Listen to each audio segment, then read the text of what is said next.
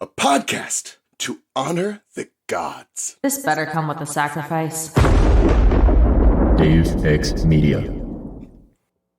Harry hurried across the room, closed the door, then returned slowly to his bed and sank onto it, gazing unseeingly at the foot of the wardrobe. He had forgotten completely about prefects being chosen in the 5th year. He had been too anxious about the possibility of being expelled to spare a thought for the fact that badges must be winging their way toward certain people. But if he had remembered, if he had thought about it, what would he have expected? Not this, said a small and truthful voice inside his head. Harry screwed up his face and buried it in his hands. He could not lie to himself. If he had known the prefect badge was on its way, he would have expected it to come to him, not Ron. Did this make him as arrogant as Draco Malfoy? Did he think himself superior to everyone else? Did he really believe he was better than Ron?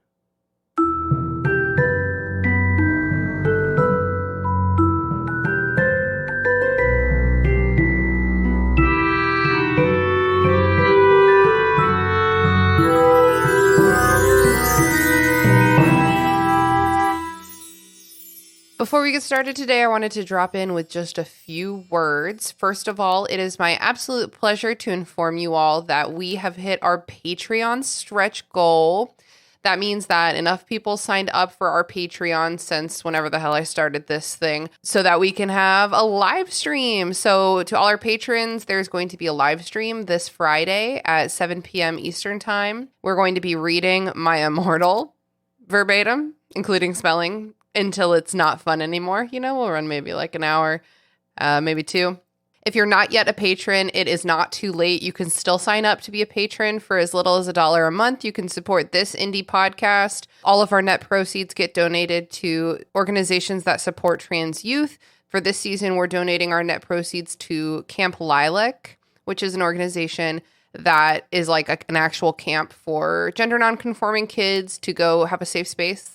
We're really excited to be supporting them this season, and you can support them too. Support this show, sign up for our Patreon, get access to our live stream on Friday. It's going to be a hoot. I don't know. I've never said a hoot like that before, but it's going to be fucking fun. I don't know. Just sign up for the Patreon, please. I also just wanted to give a massive shout out to my beautiful husband, Sean. I feel like when I was editing this episode, listening back, it sounds like I'm talking a lot of shit about him. That's just because we have some pretty real conversations in this episode about emotional labor and whose responsibility is the home and domestic issues. So obviously, as a married person, I have a lot to say about that. But I do feel like what I didn't make clear in this episode is how much I love and value and respect him and all of the many things he does for me. He might not always remember to do the dishes, but he does do my taxes for me. So I just wanted to give him a loving shout out. He does not even listen to this podcast, but just know that all of the things I bring up in this episode are things that we're actively working through lovingly together as a couple. It does kind of just sound like I'm sitting here complaining about him, and I didn't feel good about that. So that is what 4 margaritas and a heated conversation about domestic labor will do to me. So I just didn't want anyone to get the wrong idea. Value your partners by both speaking beautiful things about them into the universe and helping them with the dishes. Or just do them yourself. Have you ever thought of that? I don't know. Welcome to the Restricted Section, a Harry Potter Slander Harry Potter Book Club podcast where one of the most beloved elements of my childhood is the reason I'm going slowly insane over the course of several years. If you haven't done the reading, don't worry, we did it for you. Here's what we're talking about today. Harry Potter and the Order of the Phoenix, Chapter 9, The Woes of Mrs. Weasley. This one's really just a filler chapter that we didn't really need in between Harry's hearing and the start of school. Ron and Hermione get chosen as prefects, which everyone agrees is a strange choice that no one saw coming. Then on the last day of school, they have a dinner to celebrate Ron and Hermione becoming prefects, in which everyone gets to deliver some lovely world-building filler dialogue. Love that. Love that in this 870-page long book. And finally, Molly Weasley is bested by a boggart that insists on pretending to be all of her children dead, including her favorite child, Harry.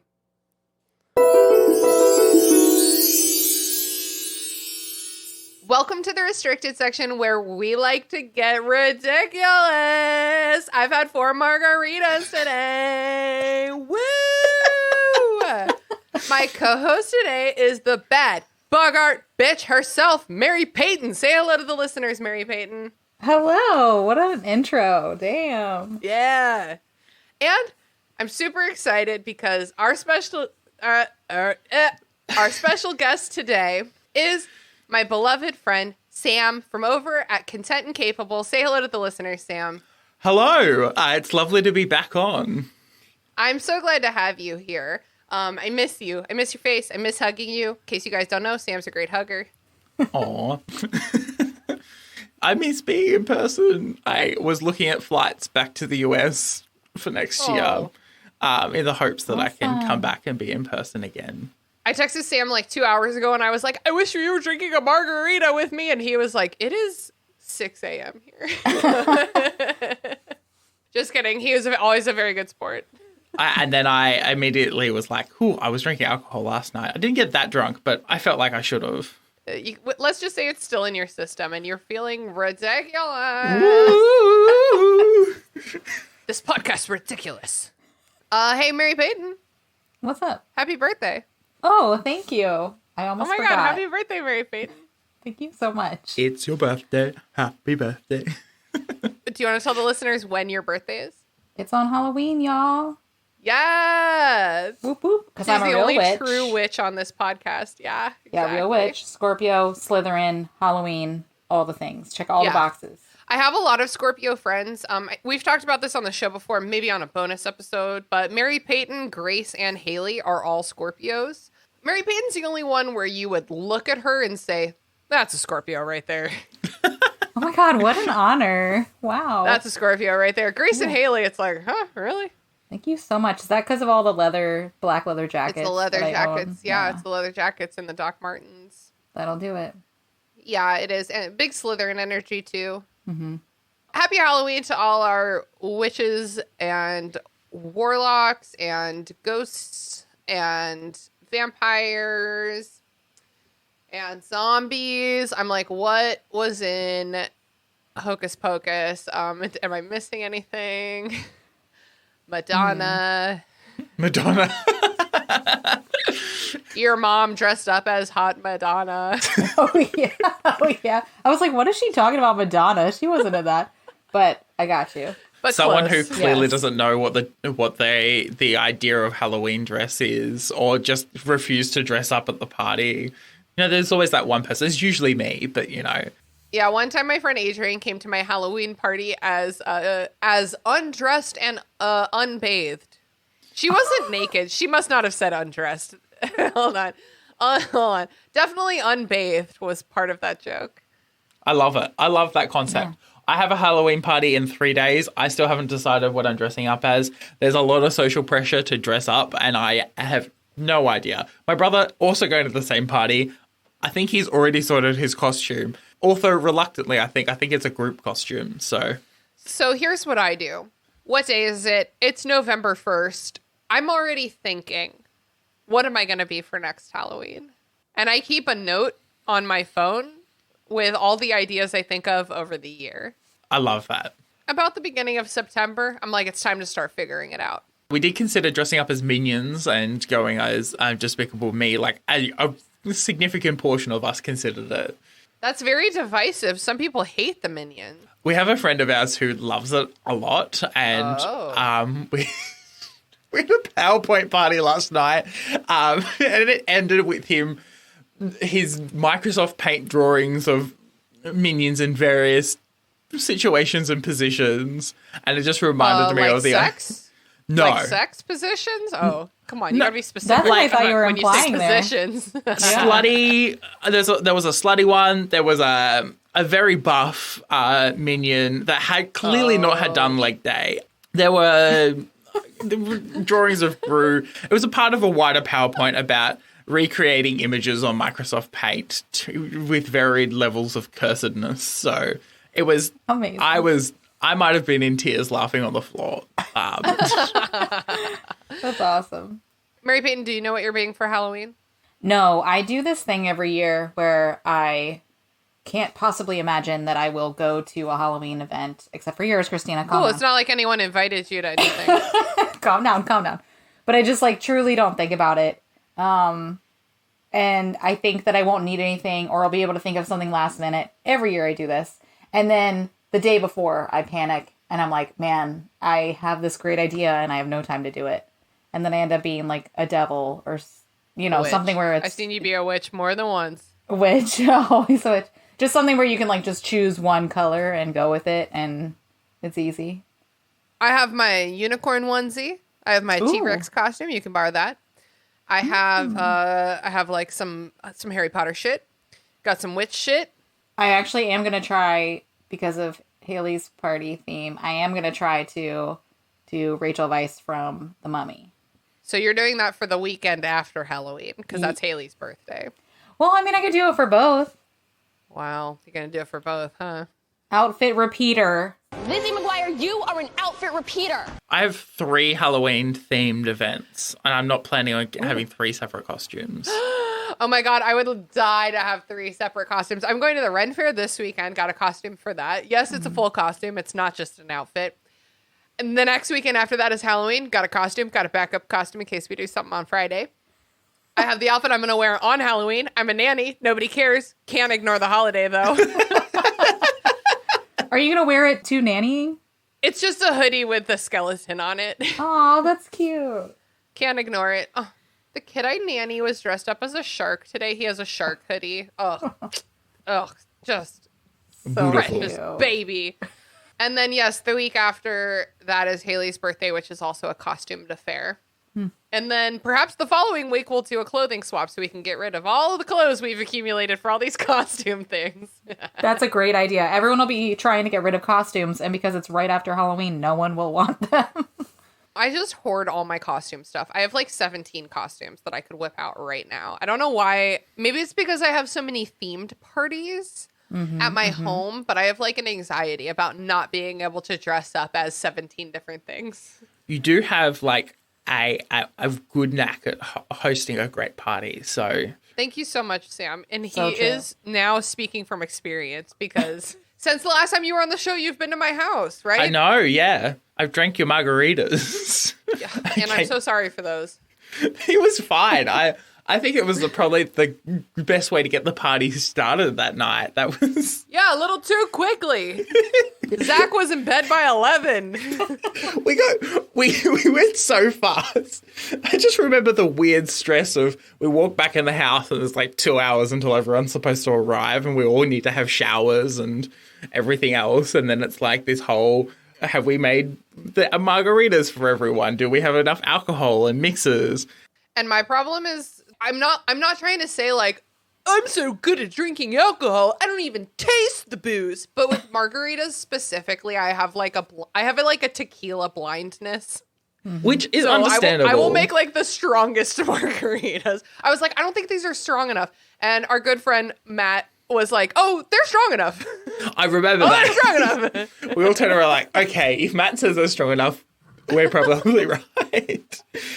It reminds me of we were drinking Skittles vodka over the weekend, and it was like, oh, this tastes like cough syrup, which is fine. But it was like, I could Yeah, keep drinking. how old are you, Sam? Are you 21? I'm turned 21 at the end of the year, yeah. So that reminds me of exactly when I was 20. But it's like, Yes. I had vodka blindness because I'm like, oh, this vodka's great. It reminds me of like the cough syrup as I had a kid. I could keep drinking this for forever. No. I could never Cough syrup anymore. is like, Yeah. I guess we should get started on the chapter. The thing That's fair. with today's chapter is that it was long to read with your eyes, but what happens in it? Not that much. It was like an hour of like chapter when I was It listening was to the an audiobook. hour of chapter. And I was like, Yep. what? So I almost always read the chapters with my eyes because I'm trying to pull fun quotes for the Twitter. Sometimes I listen to the audiobook if I don't have a lot of time, but today was a shit show. So today I listened to a YouTube audiobook of like the first 20 minutes of it. And then I went to a bar to get happy hour with my friends, and I was sitting at the bar reading an illegally downloaded copy. Not afraid to say it. It's Harry fucking Potter on my phone which kept trying to ask me to sign in, and then I would have to like refresh the page because I'm like, I'm not signing in. Ooh, I'm a new person now. I've refreshed it. And I would get to read like a couple lines, and then it would be like, sign in. And I'd be like, oh, Jesus Christ. And I would. Man, nightmare. And then I got back in the car, kept listening to the audiobook. So my understanding of this chapter is patchwork, to say the least. Chaotic at best. So today we're talking about Harry Potter and the Order of the Phoenix, Chapter 9, The Woes of Mrs. Weasley. And unfortunately, it's not WHOA. That's a WOE. She's not like, whoa, what cool thing's going on here? She's like, oh, Multiple woe times. is me. She does spend half of the chapter going, whoa, and then the other half of the chapter in woe. True. As a reminder, the last chapter that we covered was the hearing. Harry did his hearing. He's off scot-free. He's cleared of all charges. Mm-hmm. He's like, at the beginning of this chapter, he's like sitting in the room. He's like, whoa, I just got cleared of all charges. That little voice I did just reminded me of our friend Mike Brooks' husband, and I miss him on the show. We'll have to get him back on. Whoa, would you look at that? Cleared of all charges. I feel like he needs to be like a narrator for like bits we have. Like that. She wasn't like, whoa. She was like, whoa. So Harry's sitting in the courtroom. Dumbledore's gone. He's gone. He booked it. So Harry's like, oh, you need anything? No? Okay, I'm gonna go. I'm gonna go. It says he like starts to walk cautiously out, and then he ends up like sprinting. Yeah, he takes like a couple of steps, looks back at the people. No one's yelling at him for walking away, and then he takes off. I love that. It's exactly what I would do. So when Harry goes through the door, Arthur's like, oh, what happened? Dumbledore didn't say. So let's talk about this. Dumbledore walked his entire body past Arthur and was like just flipping him the bird. Yeah, that part doesn't make sense to me. I don't understand this. This is very un-Dumbledore-like behavior where you're sitting there and you're going, you'd think the least he could do is tell the caregiver of the child who was on trial for criminal shenanigans that he's been cleared of all charges. It does make sense, like in a Dumbledore way to me, if he like looks at Arthur Weasley with like a glint in his eye and then walks on. And he, in his Dumbledore way, is like, that must have been clear enough. I told him with my eyes. That was clear enough. Yeah. Dumbledore reminds me of my father, just an all-round, like a lot of the time, a poor communicator, and then all of a sudden he tells you everything you need to know all at once. Too much. Maybe spread this around a little bit. Yeah. So then they're just standing there, whereas if you ask me, I'm like, let's fucking go. Let's get the fuck out of here. They let the entire court file out past them. You're in front of them already. Just go. Yeah. And they're probably not a speedy bunch. Yeah, like you can outpace them. Yeah, for sure. And Arthur's like, Jesus Christ, all these fucking people were in there. Some of them say hi to him. Some of them are like, ew. Yeah, and some of them avoid eye contact because they feel guilty, I think is maybe some of the them implication. avoid eye contact because they're his estranged son. Oh. Right, that too. The least you could do is say hello to your goddamn father. Please just say hello. I feel like Percy's behavior like this, I don't know. I almost feel like he already knows that he has done wrong to some extent. Even if he feels that his perspective is right, I think that he really knows that he has wronged his family and like cannot look his father in the eye for his own sake. You know what I mean? What do you guys think? Do you think Percy feels guilty? No, I Okay. don't think so. Okay. I think he believes so much in that the ministry is doing good and the ministry is right.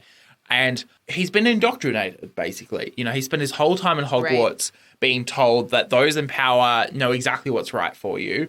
And so he's just following along with those in power. And as a middle child, he's not had the greatest support from his parents, done very well for himself, and so is more likely to believe his boss over his mother and father.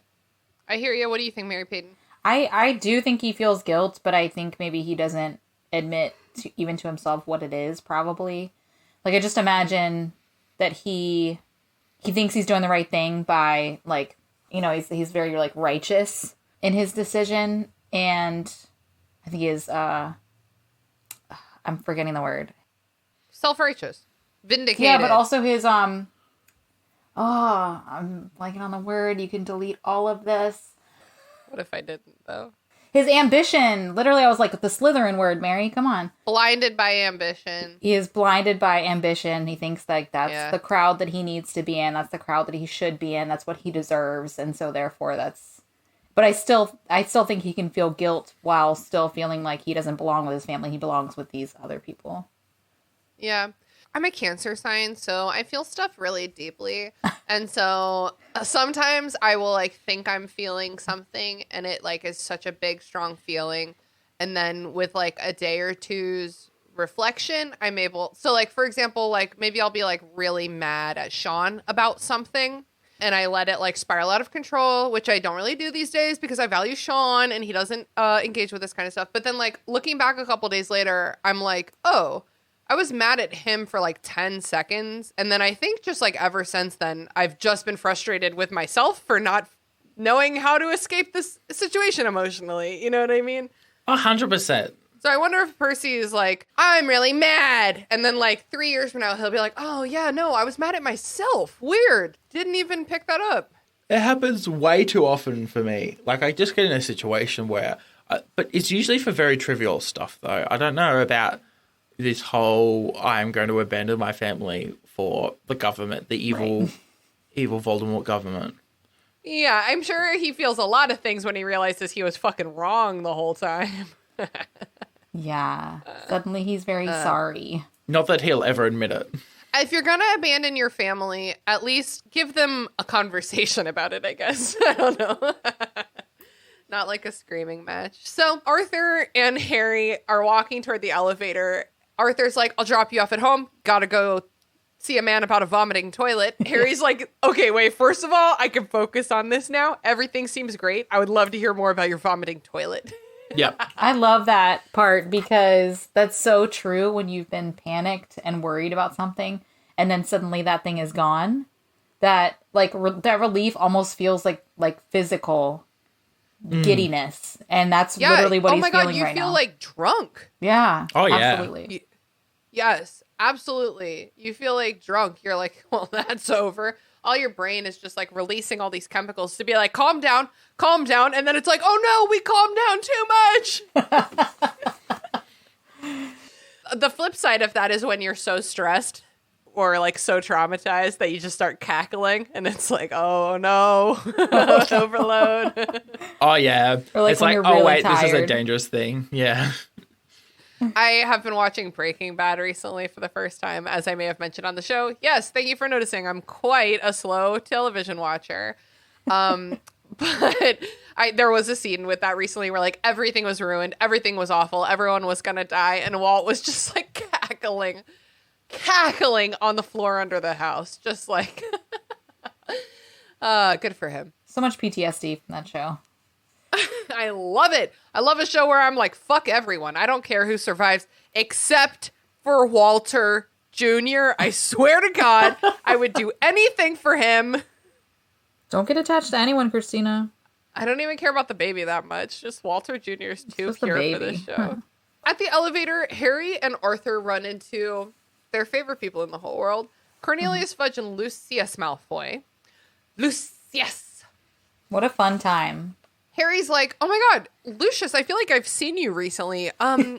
Was it, I swear to God, was it on the, no, it wasn't at Grimmauld Place. Was it on the underground? No, oh, I know. I feel like it was outdoors. Voldemort came back to life and tried to kill me and you were there because you're his servant. You were cheering for him to murder me. Like, he knows this, and in the back, and in the commentary that we get from him in the book is that, you know, he knows this.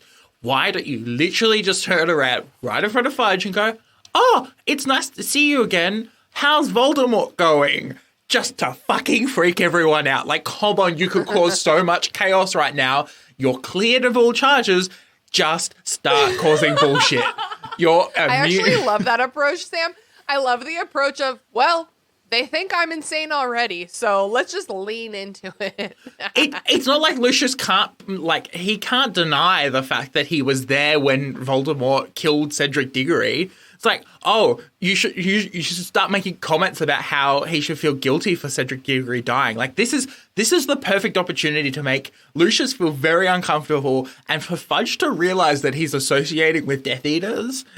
Maybe Harry should have been like, I can't stop thinking about the way Voldemort killed Cedric by using the Cruciatus charm and curse, and then, or like, I can't believe that Wormtail was so cool and in control when he did that speech, just saying things that are wrong. So Yeah. Lucius is like, that's not how it went. Wormtail's a dumb idiot. He didn't say anything. It's like that scene in Brooklyn Nine-Nine where they have that doctor who's like killed someone and they're like, Classic. they keep going saying the absolutely wrong thing until he gets pissed off and admits the whole thing.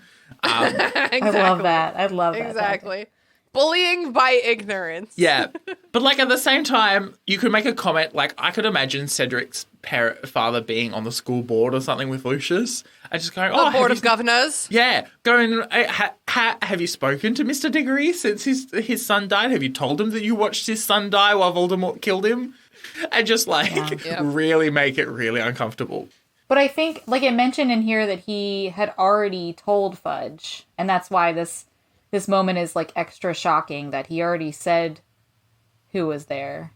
Yeah. To Fudge, and Fudge is like still meeting with this person. Fudge is like, you just have a crush on his son, and I'm not getting involved in that. Yeah, I still would cause chaos. There was a point in time where I was like age 15 and I got pissed off at an adult. I was in Scouts at the time. I got pissed off at my troop leader because he just wasn't getting back to my emails about something. So I emailed his boss directly because theoretically his boss was in charge of the thing I was asking about. And then, so the next time I turn up to Scouts, he turns around and my troop leader gets very angry at me for sending this email to his boss. But I'm like, well, things got done. Like, if you know, right. I'm going to remind you that you're not doing your job properly, and I will, I will face the consequences. I just wish that like Harry and or Arthur were like slicker, because if I was accidentally right next to my enemies, right, I would like, I mean, the kind of person I am, I would start doing a bit or something. I would just like turn my back completely to them and be like, my brain was like, and we're going to make up a really silly joke. But then my brain was like, just kidding. You're not smart enough. You're not funny enough. But you know what I mean? I would just start saying like, so I can't wait to ride the Sky Bison home after, like, I don't know. Leave me alone. That would be so good. So funny. I've been reading an Avatar book lately. Can you tell? Or turn around and go, oh, you know, Voldemort hasn't risen. I can't see his supporters, because you've turned around and you're not facing Lucius Malfoy. I don't see any supporters anywhere. Wow.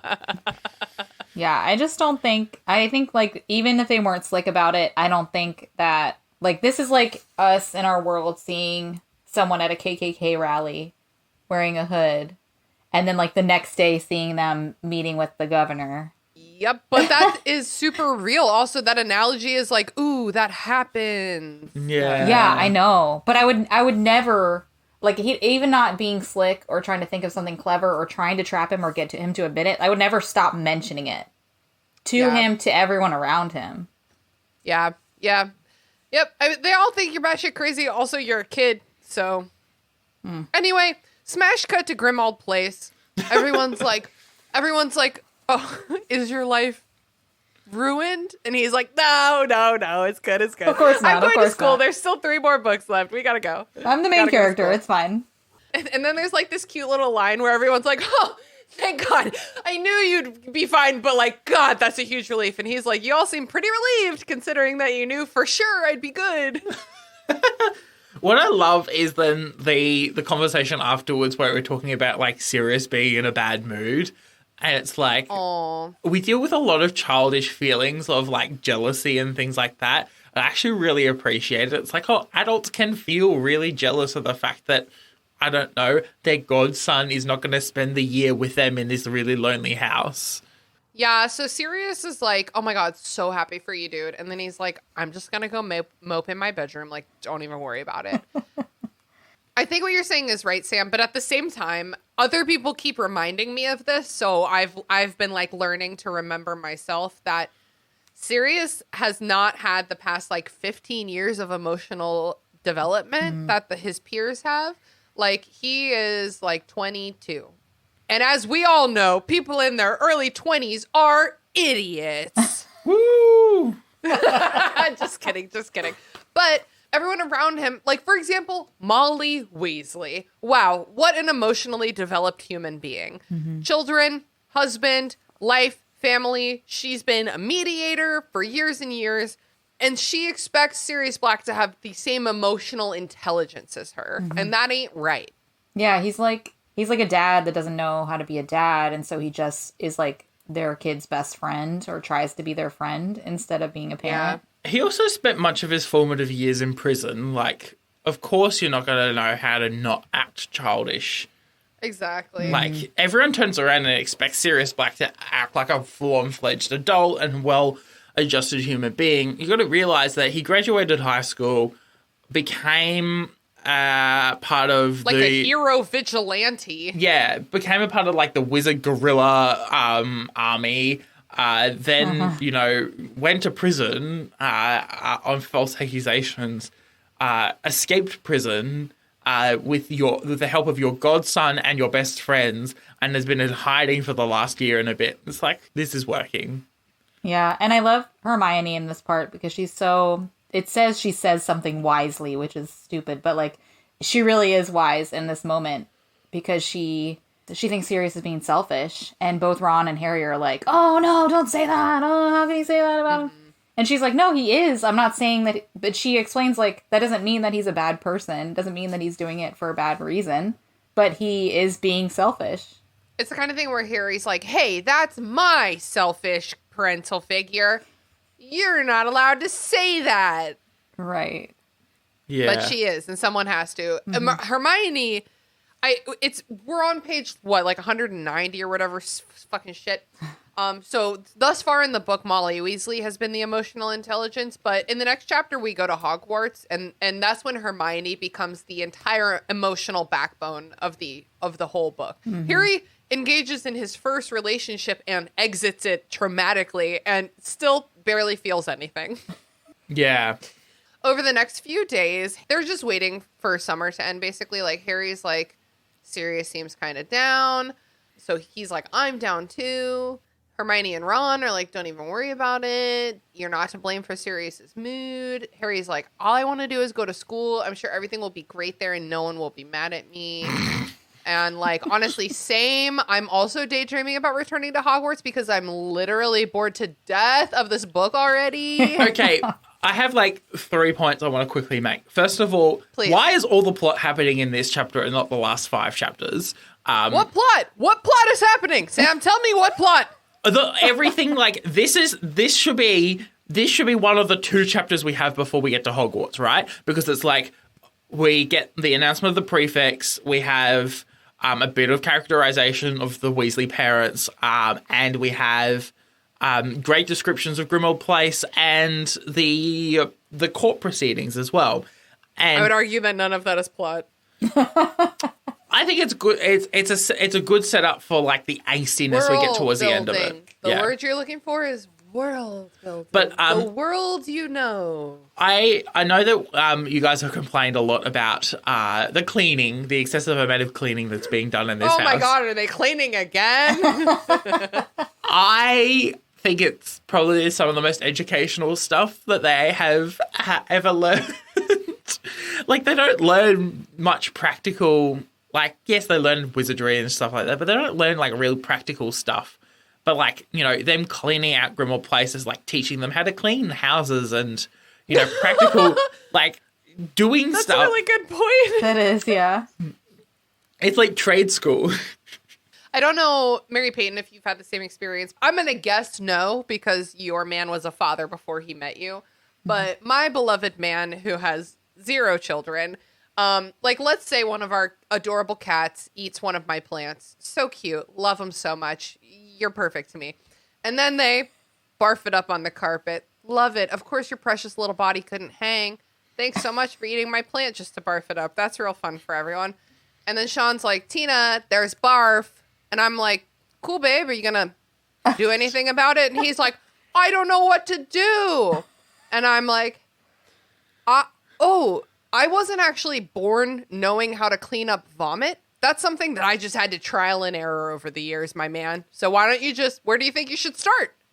Where do you think you should start with that one? And I feel like Ron Weasley is the kind of man where him and Hermione in their early 20s in their first apartment, Crookshanks barfs, and Ron's like, Hermione, cat barfed. What are you going to do about that? And Hermione's like, oh my God, I'm with a man who literally doesn't even know where to begin. He doesn't know where to begin. He can't just use his brain. He needs to ask for guidance. One of the very recent episodes, I was thinking about that. Like, I started worrying so much about Hermione in their marriage later. Like how much mental strain she has to go through. She probably has to do that all the time. I don't care how much character development he has. Like, he never gets to a place where he takes charge like she does. Here's what I hope. I hope that Hermione dates Ron a little bit right now because we see them get together, dates him for a few years, and then is like, hey, babe, you're really not where I need you to be. You're not where I need my partner to be. So I'm actually going to need to break up with you. I'm going to go get my parents from Australia. Forgot about them. Left them there after I wiped their memories. Gotta go get them. I'm going to take a holiday, move back. When you learn how to live in your own apartment without guidance, call me. And then he does. That's what I hope for her.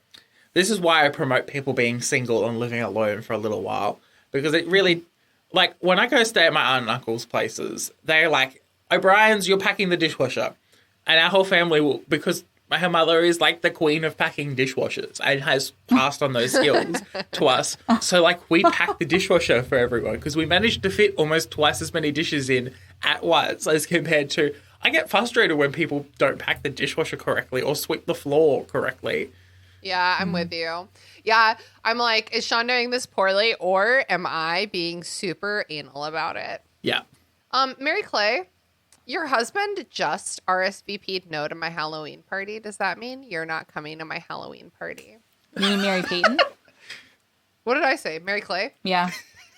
Well, I'm going to go kill myself. Did he really just RSVP no?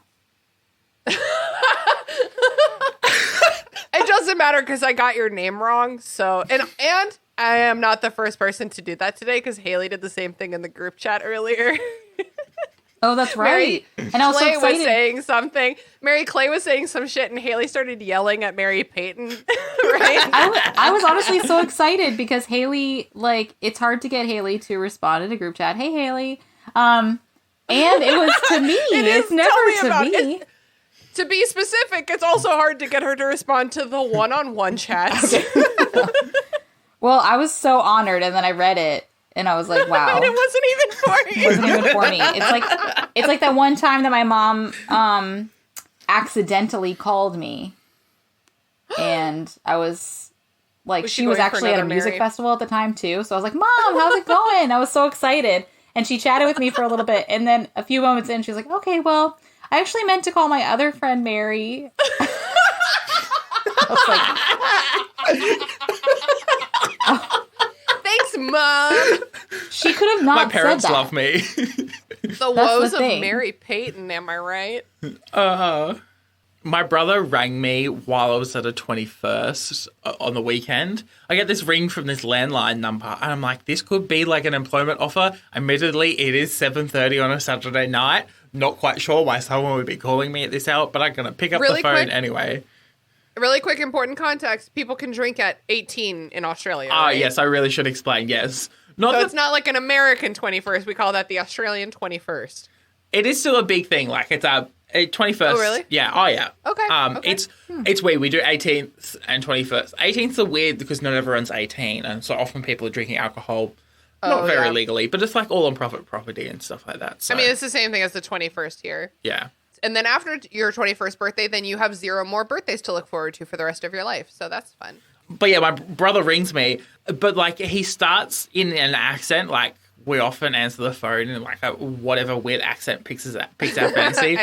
I love that little insight into your relationship. And so I thought it was a scam call. And so I'm like 2 seconds away from hanging up the phone on him. And he's like, oh, no, it's me. I'm like, really? Like, it's actually you? He's like, oh, yeah, it's me. I'm calling from a payphone. Oh, yeah, I called James. He didn't pick up the phone, so I rang you instead because I wanted to chat to someone on the payphone.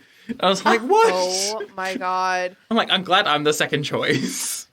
One time, maybe like 4 or 5 years ago, I was getting a lot of spam calls. Like, I must have tried to get a health insurance quote or some shit because, like, I was getting, like, every couple of minutes, I was getting a spam call. And so I think I just, like hit my limit and I answered the phone and I was like, hey, who the fuck is this? I would love to never fucking hear from you again. And they were like, hey, it's just your dermatologist trying to confirm your appointment. I was like, oh, hey, oh my God, I'm so sorry. I need to tell you, I've gotten a lot of spam calls. I'm sorry. I'm really excited to come to that appointment. Thank you so much for understanding. And she's like, you don't need to come to the appointment anymore. I canceled it. And I was in the car with Sean and he like watched the whole thing happen. And that was probably one of the most embarrassing moments of my life. I regret it like nothing else. That's one of the best stories I've ever heard. When I got a US phone number, I got so many more spam calls, like within 5 days of getting a US phone number than I have ever gotten in my life. Spam calls, spam text messages meant for someone else who had used that phone number recently. No, it was. Yeah. I've luckily had this phone number since I was like 13. So all the calls are for me. They're just maybe not people I want to hear from. Yeah. It's the last night of the holidays, and their Hogwarts letters arrive. Can we talk about how disrespectfully late this is? McGonagall went and took long service leave over the holidays, and Dumbledore had to send out the letters. Because, like, what if they can't go to Diagon Alley immediately? What if you are a Muggleborn? Yeah, this is fucked. This is so disrespectful. Yeah. Our characters are lucky that Molly Weasley can just go. I actually don't think they're all late. I just think they're the ones to Grimmauld Place are late. Because they've had to go through, extra layers of security and diversions and things like that. Or, McGonagall forgot. Maybe Dumbledore, hand-delivered them, and he really did just kind of forget to get them there on time. He's like, Molly, don't worry about it. They're coming. And Molly's like, hey, Albus, I would really like to talk about these letters. And he's like, oh, yeah, they're in my other broom. I'll bring them next time. Or, whatever. I do think that they were hand-delivered. I don't think owls delivered these because... And you would have had to have delivered dummy letters to what does the book say? To Privet Drive and the Weasley's place. To dummy letters. I kind of like that idea. I feel like there's a whole part of the meanings when Harry arrives must have been a conversation about, okay, we have all of these Hogwarts students here and we can't deliver letters via owl to this place because it's going to arouse too much suspicion. Yeah, it does just say, Ron entered their bedroom carrying a couple of envelopes. Book lists have arrived, he said. I think you're right that, Ron's the stupid Hogwarts owls just got here. But it's obviously there's a lot more things going on behind the scene that Ron's not thinking about. Yeah. Or they've been delivered to the Weasley's place at the Burrow and Mr. Weasley's only just gone back to go and pick up the mail or something. Yeah, that's true. We haven't talked about this, but I keep thinking about it just a little bit. It must be really hard for the Weasleys, but especially Molly Weasley, to not be home all summer. Oh, this is what the mental breakdown is about. But she's not in her home. Imagine the amount of care, we all live in our own homes, the amount of effort and care that you put into taking care of your own home. And then on the flip side of that, the amount of comfort that you feel at being in your own home. And then you just get picked up and stuck in this shitty old house that is owned by a man who doesn't really like you. And no one has even been here for 20 years. And it's racist. The house is racist. That must feel awful. Plus she's constantly expected to be the one to provide and make a home for everyone. And she's having to do it literally against all odds in this space. She doesn't have any of the things that she's worked so hard to make her home into. I think there's an aspect of, like, if Molly wasn't there, they would be like, no, you've got to make this place a safe space for the kids. It's Molly has, like, forced a lot of that role onto her. Like, I think Lupin would have, and Sirius to an extent as well, would have, you know, done a lot of what Molly had done, but because Molly is at odds with Sirius and, you know, is arguing with him, and that not everyone's getting along, she's taken on all this extra emotional load that she could have delegated to people as well. It's a refusal to, like, delegate your responsibilities. I really personally relate to Molly Weasley in that I take on a lot of emotional labor and then am mad about the emotional burden that's placed on me. But in certain situations, I'm extremely confident that I am the person to do the thing. If Sean and I needed to go into hiding with some of our friends' kids or whatever, and like someone needed to run the household, cook the dinner, clean, and take care of the kids, wow, that sounds like a hard job. Look around at the audience. Okay, I think that objectively I'm the right person for that job. Does that make it fun? No. Is it gonna make everything easier for everyone? Fucking yeah, so I'll fucking do it. So, like, does she put herself in that position? Is the position put onto her? I think it doesn't matter. I think it's the same thing. Yeah. They are the same. I know this is getting far into it, but like It's okay. Even if she's bringing so much of that onto herself, I hate the concept of, like, because you didn't ask me to help you, I'm not gonna helping. It's not my fault that I'm not doing any of these things. Fuck like that. Like cleaning dust that. and mold. It doesn't take anyone to mention that. Like, Molly didn't do it because there's a list on the fridge of things that need to be done. Like, she did it because she sees it.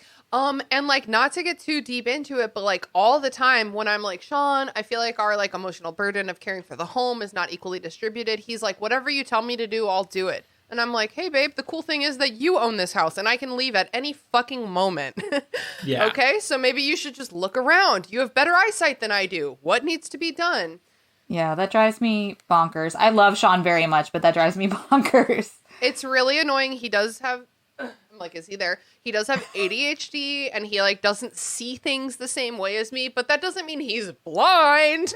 Right. It's a fascinating concept of, like, I think beyond gender roles, because I've done this as well, where I've rocked up somewhere and I've taken responsibility for things. And I think that, yes, you know, people could have said, or people could have acted and helped me. But there's also this weird, like, resting bitch face kind of thing of, and I don't want to blame Molly for it. I don't think it's necessarily her fault. I think it's a lot of it is situational, where she is very emotional about the well-being of her children and Harry and Hermione, which are basically her adopted children at this point. But, you know, Of course. she's so worried about them that she is she's like starting a lot of fights as well during the order meetings where, you know, they will start discussing something and, you know, she gets in a spat with Sirius or, you know, she deeply disagrees with Tonks's, you know, attitude and things like that. And so she alienates herself because she cares so much about those children and their safety that the way she's going about it is like isolating her. And I would be in that same position. If I was in that position, I would be the Molly in that situation. I would be the one who has taken all this responsibility, cracking under the pressure and wondering why no one's helping me while causing fights left, right, and center. Yeah. I mean, I think that's really valid that Molly is alienating herself to the other adults by the way she's acting. But I also just wanted to say, you know, Sam, you said at the beginning of your little sentences there that this isn't about gender roles. And I would like to say none of this is about gender roles. The reason I invited you on for this episode, Sam, is actually because this is a very Molly Weasley centric chapter. And I felt like I needed to talk about it with a mom. Yeah. And Brooke is on maternity leave. If for the listeners, Brooke's baby has been born. Everyone's doing great. She's really cute. But so I didn't have access to a mom. So I was like, well, Sam is good. It's fascinating because I do this too. Like, as a child, I do this to my siblings where I will start cleaning the kitchen. I actually did it this week. We have all these dishes that we need to clean, all these containers that have been used, and my siblings have been refusing to clean them. I live with two of my brothers, and I cracked over the weekend. I was like, I'm just going to clean them all because they just need to be clean so I can use them because I can't use them while they're not clean and I actually want to use them. And then I got angry at them for like not helping. But it's like, why would they help? Because, you know, I've put myself in a position where they don't want to help me because if they come and help, they're going to get criticized or vitrioled. And we see this, the interactions they between... could have just done it first, Sam. They should have just done it in the first place. They should have. And this is the thing that pisses me off is like, but they're not going to come help you when you're Yeah. mad. Yeah, and I think there's a lot of rage as well. It reminds me of the interactions I've been having with my mother recently where there's a little bit of like weird rage of like, we've uprooted our lives. We're in this random house, you know, living here in hiding, you know, because of the bullshit that my husband is pulling. Like, let's be honest, Molly's a part of the Order, but she's not, I wouldn't say she's as active as, say, Arthur or Sirius or Lupin are. And so because she's stuck at, you know, she has, you know, does a lot more of the logistical things and a little bit more behind the scenes work, I think she is like a little bit angry at the fact that they're there and not at home where her comforts are, as we were talking about before. And so then it's just spilling out into everything. Her negative energy is just spilling out everywhere. And it is making interactions between other adults pretty painful.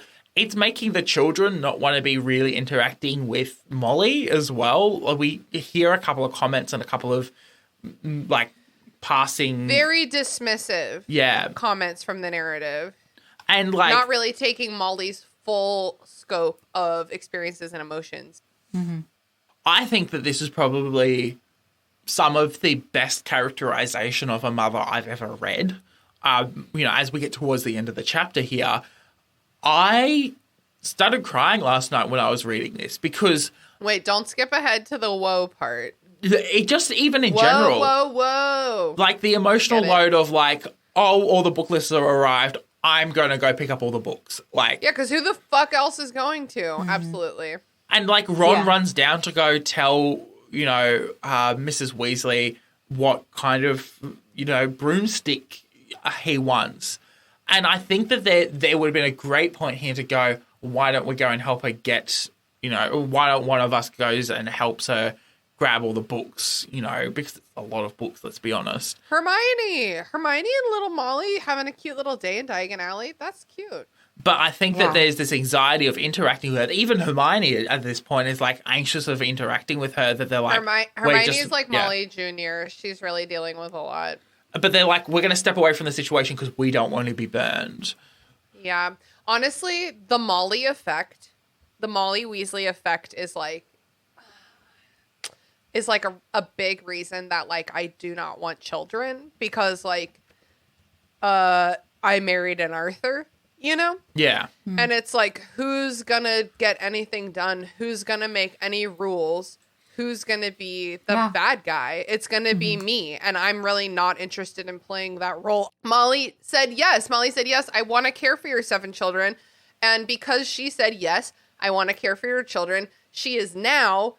20, 30 years later, we're roped into caring for this whole household that is, like, includes adults and children that don't belong to her. This is the role she chose so long ago, and it's just so different than she ever could have dreamed back then.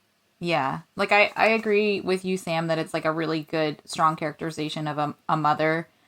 But I think it's because the other characters do her so dirty. Like, I don't... Oh, yeah.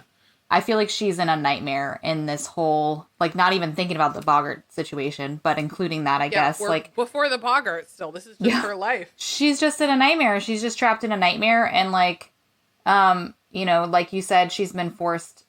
She chose this life of, like, you know, taking care of her children and homemaker. And she does an excellent job. That's what she can provide. And that's what she's very good at.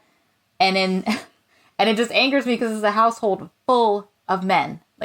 full of men. And Man, you know who helps? You know who fucking helps clean one day? You know who fucking helps clean one day?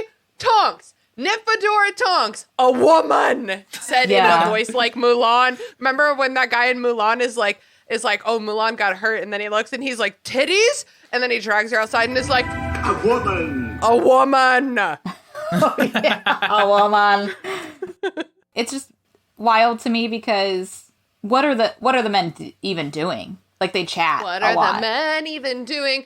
Arthur's like, Kingsley's coming for dinner. And Molly's like, I didn't buy enough meat for that shit. Right. You can't, like, all I can think in that moment is, like, you have to know how many people are eating dinner to prep dinner. And anyone who has ever prepped dinner would know that.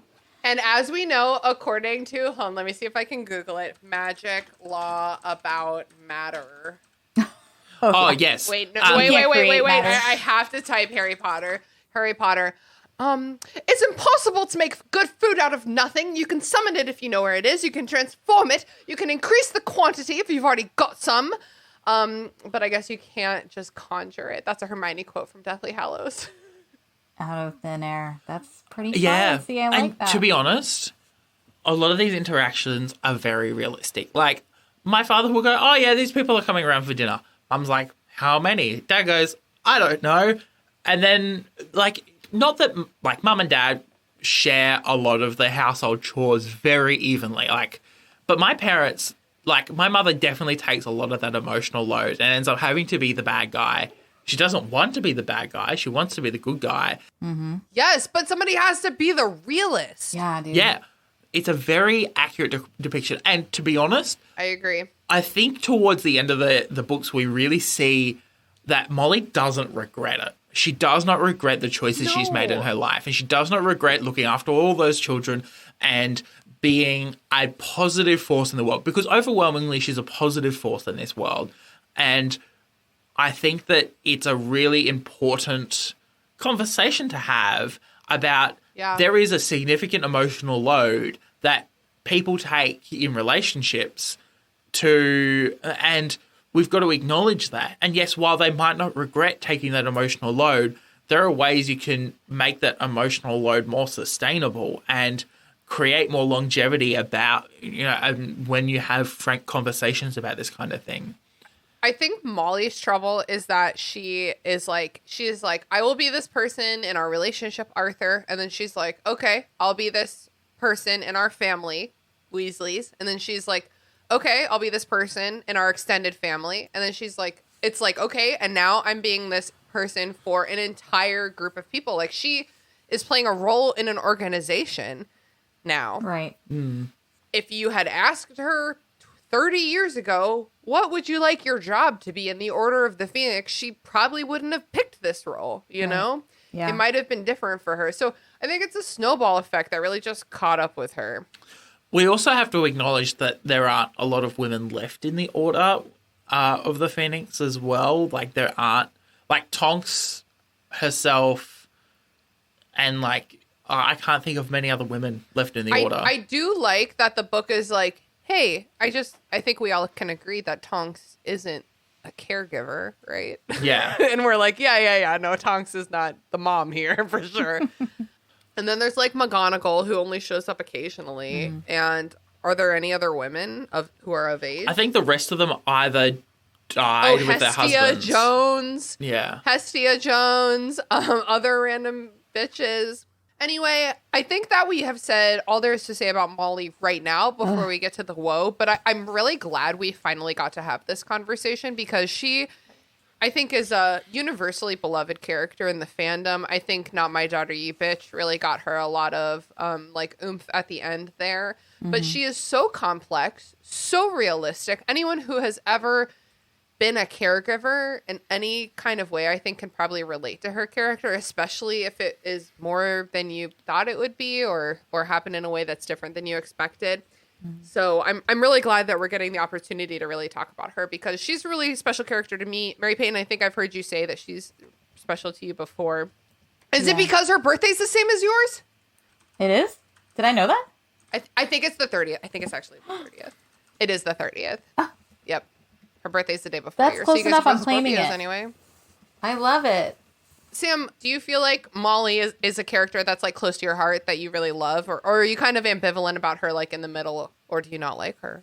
I deeply respect the character. I think Respect that the character. she isn't necessarily my favorite, but she's up there because she's just such an accurate and like it's like holding up a mirror too, like for me, because I can see so many parallels to my own life and to my own experience that have deeply impacted me emotionally, when I was a child and even to this day. And so having someone like that who holds up a mirror to your domestic life, because a lot of books end up talking about your public facing life, and you feel like, oh, I relate to this and this publicly, but like privately, Molly really does resonate. And not very often, like there's not many moments in the books where it really happens, but when it does, it's very deep.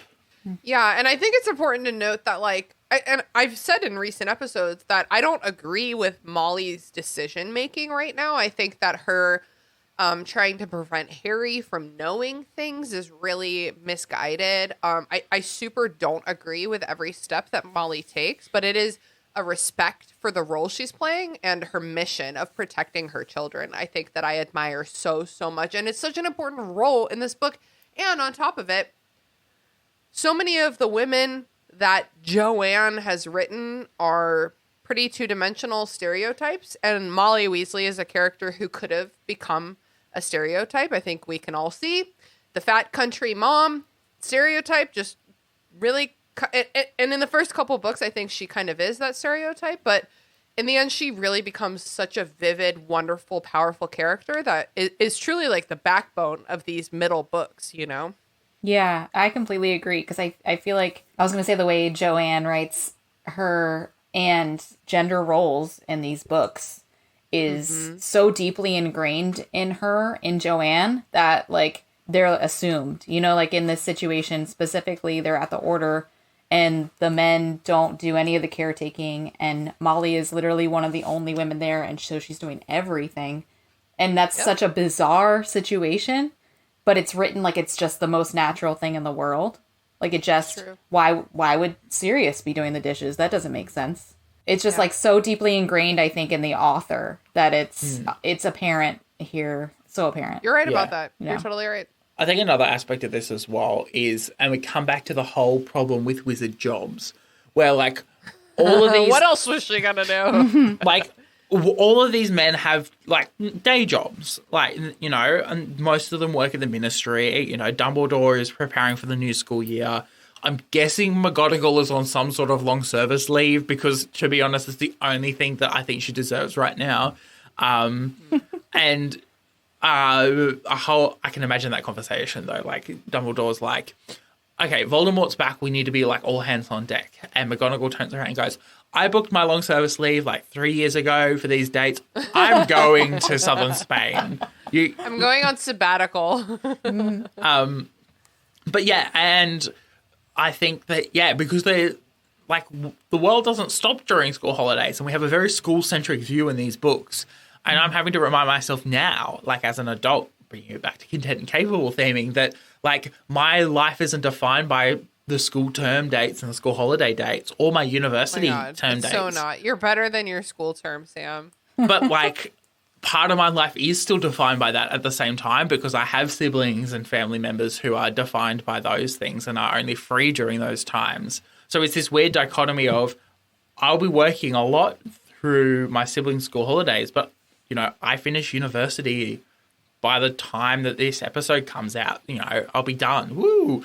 Oh my God. Nice. That's extremely exciting for you, dude.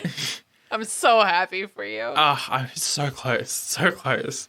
But yeah, it's very fascinating. I am going to move us along now. Sorry. But I do love this conversation about Molly. No sorries whatsoever. I'm your caregiver. Sweetheart, sit down, eat some toast. It's fine. So the Hogwarts letters have just arrived. Fred and George apparate into the room, and they're like, oh my God, can you believe that Dumbledore hired a Defense Against the Dark Arts teacher? Because, like, I think that was hard for him because, like, remember last year and the year before that and the year before that and the year before that? It's almost like divorce but had died, divorce but had survived. Yeah. Yes. So they're like, who assigned this book? Oh my God, there's a book for Defense Against the Dark Arts. Who's going to teach us? I'm surprised no one reads it.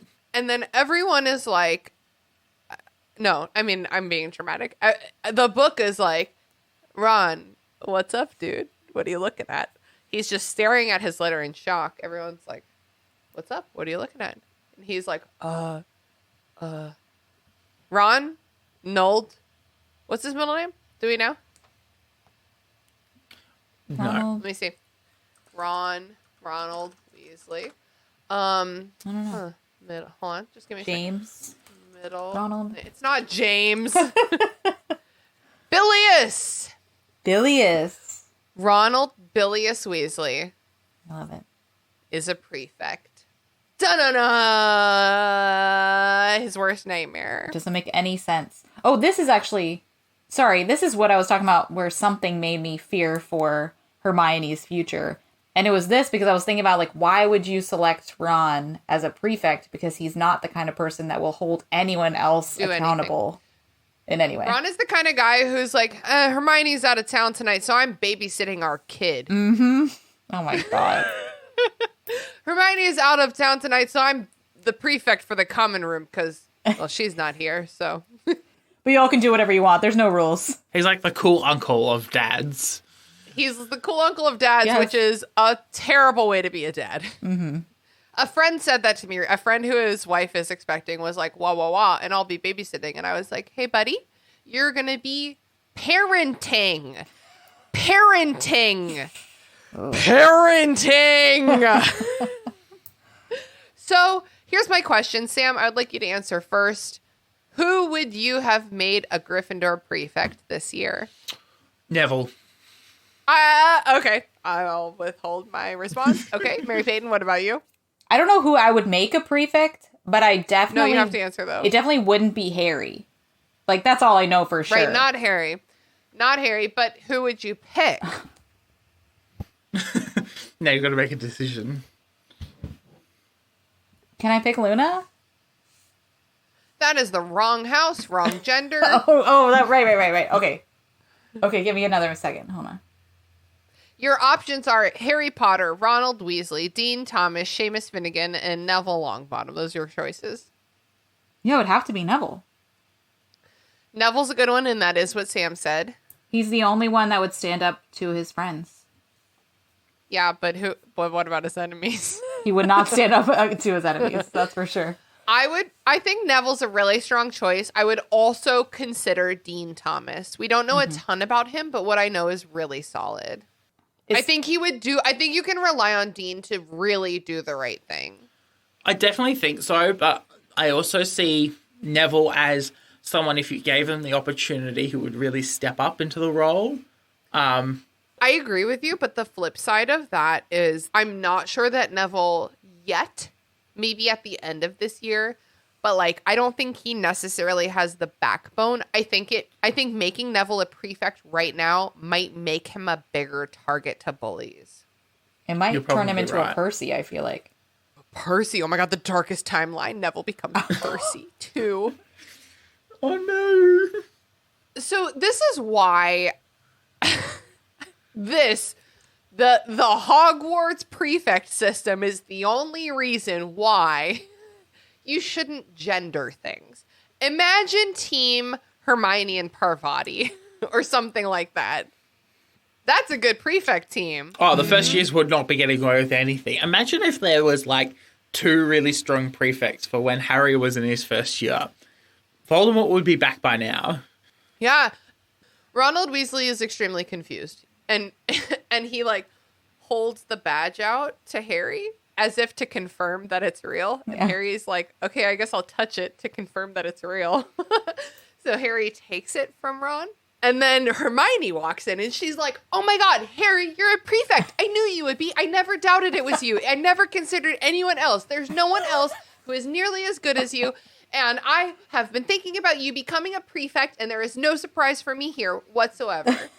And then it's like, no, it's it's Ron. And she's like, oh He's like, are you sure? Maybe the letters got mixed up. And it happens like so many times as well. Like where like Harry and Ron, like, and it's awkward for them because it's like Ron knows that Harry wants it. Ron is way more emotionally mature than we give him credit for sometimes. Does Harry want it? Does Harry want it? Deep down, like, so the internal conversation Harry he has thought about it. Deep down in like his impulse is that he wants it. I think he just doesn't want to not have it, to be not given it if his friend has it. Harry, you can't have fucking everything. Just because you're the chosen one doesn't mean you're like the chosen prefect. Like, it doesn't mean everything. Just kidding. He doesn't know he's the chosen one until the end of the book. I deeply like relate to the way Harry feels about this because in high school I ran for school captain and I knew I wasn't going to get school. Can you tell me what school? That's an Australia thing. What's a school captain? Like head boy, basically. Okay.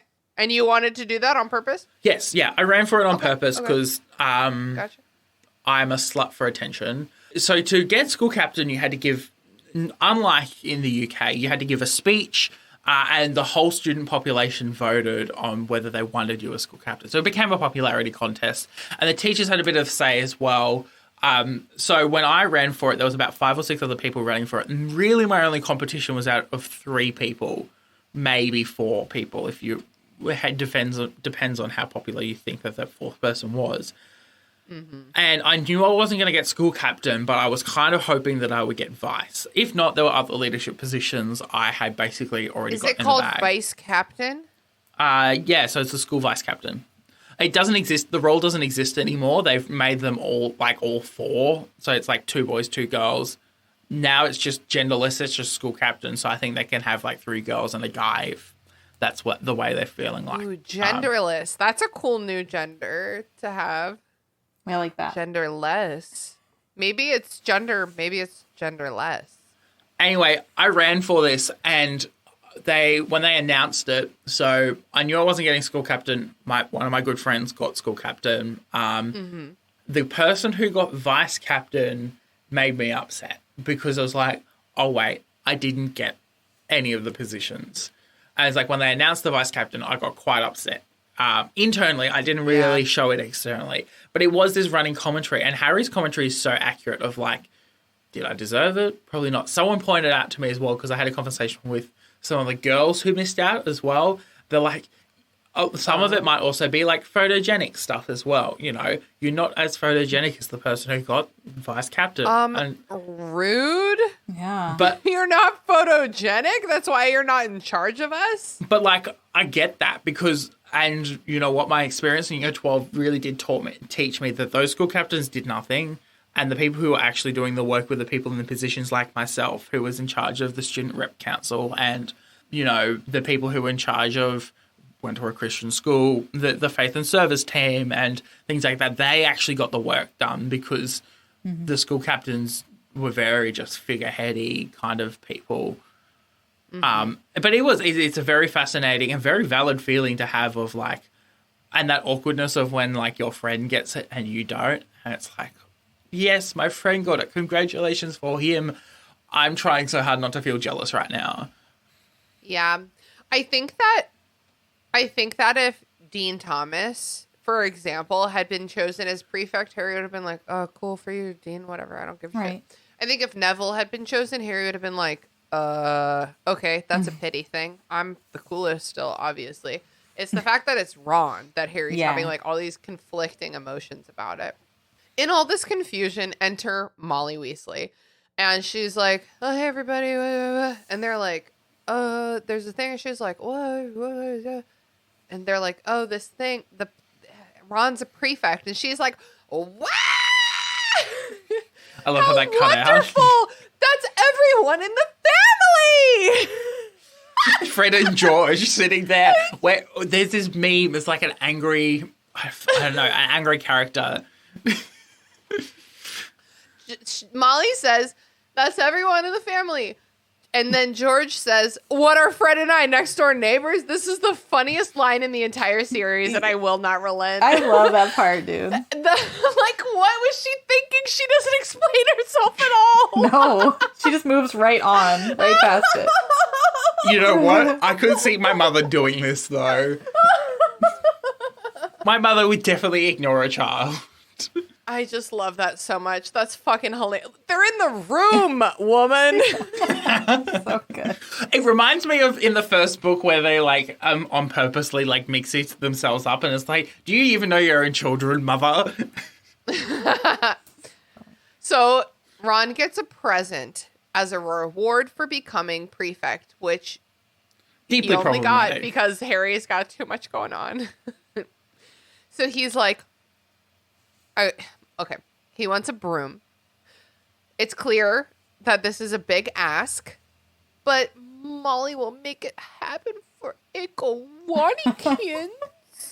I love it. I love that she wants to reward him with something that he really loves.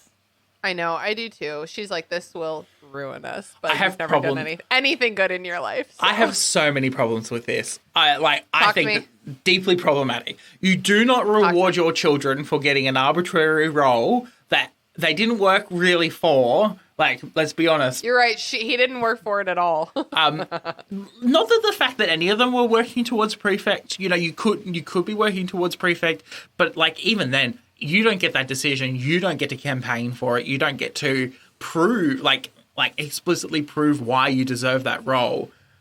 So rewarding it and then like doing it in front of your 3 other children, I think is just no. That hurts. Especially saying that's everyone in the family. Everyone in the family. Oh, That's it. we also completely forgot Jenny. Well, she's not old enough. Yeah. And she'll definitely not get it, so don't worry. But like it's a really like maybe privately pull them aside, you know, a couple after like celebrating and going, hey, I want to treat you for this like amazing thing. Let's go and get you something to celebrate. I actually didn't think about that until you brought that up, which is a good point, like, that he didn't really work for it, I don't think. But there's got to be, even if they don't say it in the book, like, I think it's implied that there's some sort of requirements you have to hit, like some sort of things you're evaluated based on, even if they're I don't know, man. wishy-washy. It's Dumbledore Town. But also, like, I think part of parenting, too, is, like, knowing your child's fears or worries or the things that drag them down. And I think she's got to be aware, being Molly Weasley, she's got to be aware of the fact that he always feels like he's second best to all the people in his family. You mean like 6th best? Right, right. Whatever number it is. Bill is the best. Charlie's the second best. Quick question. Sam, you first. Have you ever gotten paid or gotten a reward for good grades? No. In fact, I would probably be berated more for having good grades, but anyway. What? Why? Weird things. Okay. Mary-Peyton, what about you? Have you ever gotten paid or rewarded for good grades? I can remember, not regularly at all, but I do remember when I was little, I specifically remember this one time my mom picked me up and like I got like all A's on my report card and we went and got ice cream or something. Fucking nerd. How old were you? I don't remember. I was definitely in Were you like school. 6 or were you like 17? Like 6, like closer to that. Okay. Yeah. I think when I got runner-up ducks in year 9, which was a weird thing that happened because everyone failed science in year 9, I think. When I got runner-up ducks that year, I think we went for like, but like we more like celebrated time-based events, more like the end of the school year we went and got ice cream, or, you know, we went to the beach as a family when like school term ended and things like that. Or if we did celebrate something, it was like something we worked really hard for. So, you know, my parents... You know, like not grades. Yeah.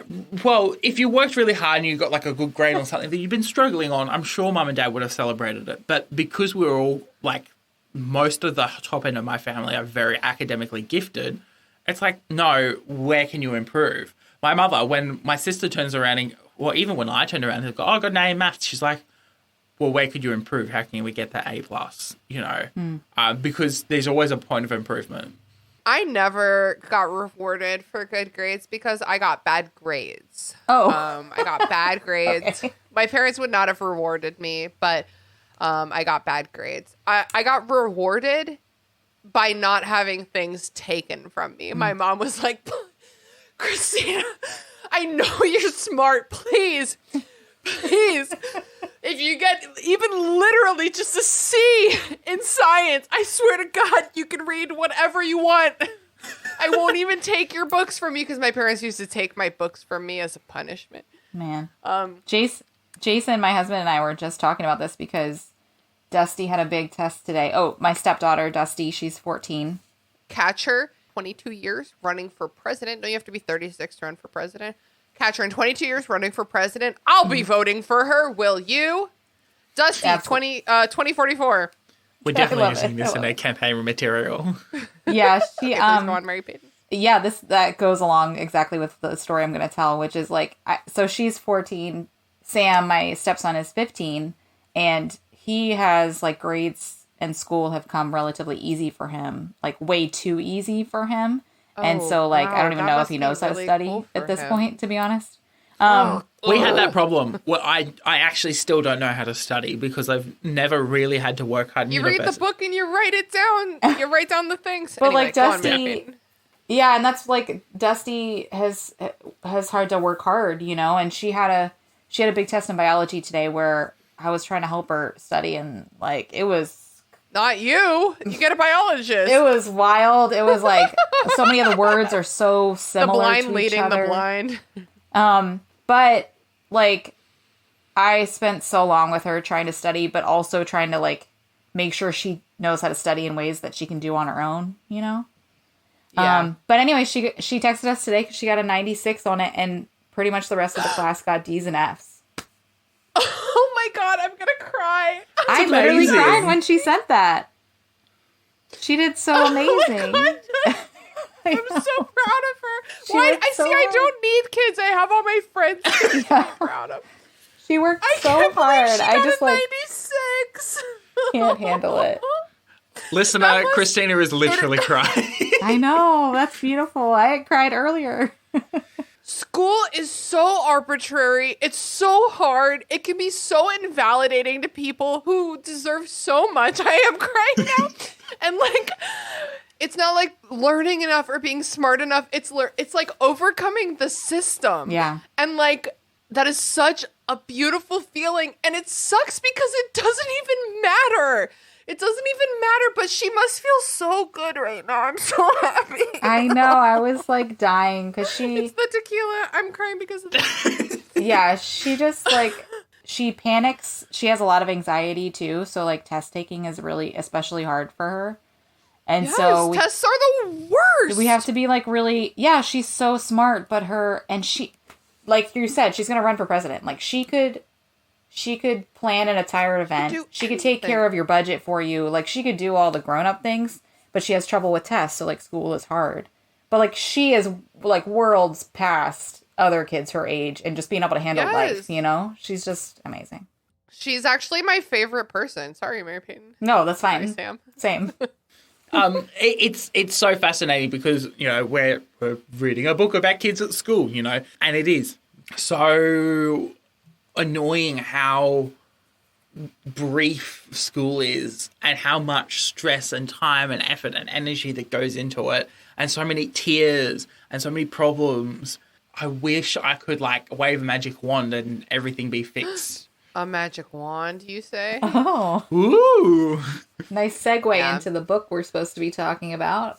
Yeah, we actually have still quite a bit of chapter left to go. The chapter went for an hour. The podcast now has to go for 2. Exactly. Exit Molly. She's like, I'm going to do all of the shopping for everyone. Exit the twins. Exit Ron. He's like, I'm going to go tell mom what kind of broom I want. Harry's like, cool. This is cool. Hey, Hermione, I'm totally fine. Don't even worry about it. Hermione's like, I see that you're handling this well. Can I borrow Hedwig to tell my parents that I'm a prefect? And Harry's like, yeah, fuck off. See if I care. So now that he's alone, Harry's mad. Which, valid, so valid. Yeah. It's valid that he is jealous of Ron, but he also is having a bit of a, I'm a hero, so I should be a prefect, which are two things that I do not believe are connected. prefects are meant to be lawful, and his heroship so far has been, let's say, rogue.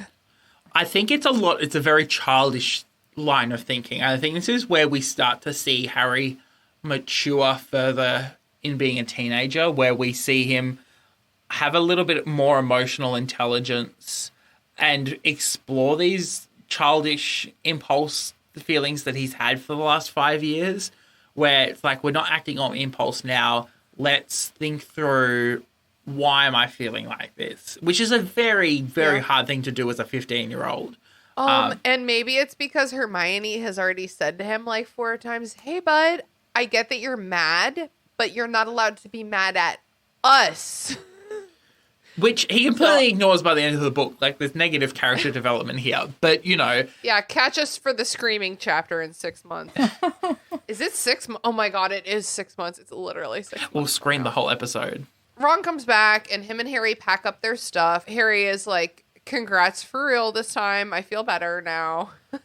I think Ron sees it. I think Ron understood, and I think part of the reason why he was so quick to go down, just because he's like, I'm out of here. It's like, I need to leave Harry alone for a hot minute so he can calm himself down, because I know he has the capacity to do that. Self-soothing. Yeah, we need to teach Harry how to self-soothe. You know, like they do with infants. Because the problem with school is that you're stuck together with these people all the time. You don't have a time to go, I need to step out of the room and pull myself back together. And so when you have the opportunity, and Ron does it and Hermione does it, it works, because Harry is like, the whole thing of like count to 10 before you say something in anger. It's very valid, because it stops you from saying stupid shit. It's true. Or smoke a bowl. That's what I do. That's how I don't say rude things.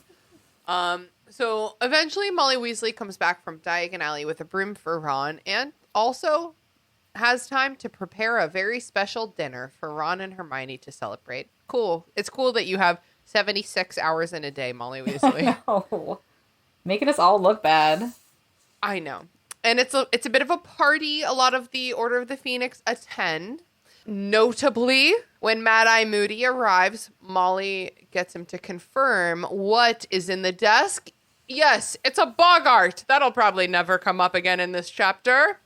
Mr. Weasley does a toast. We learn a little bit that Lupin was also a prefect. Harry learns that James was not a prefect, and he's like, cool, I want to be like my shitty dad. Yeah. And everyone's just chatting bullshit, dude. They're all just chatting bullshit. Bullshit, bullshit, bullshit. Do you guys remember what that's from? Yeah, Forgetting Sarah Marshall. Thank you. Thank you. It is from Forgetting Sarah Marshall. Yes. Now I can get the sound clip. Thank you. Bullshit, bullshit, bullshit. That's a really reductive impression. I love that movie. Me too. Oh, this was the part of the chapter that bored me to tears. Yeah, the world building bullshit chapter. I kept waiting for any part of the conversation to be important in any way. Nope. James wasn't a prefect either. I feel better now. And it's just like different adults going up to Harry and be like, are you sure you're fine with this? And he's like, I'm cool. I'm cool.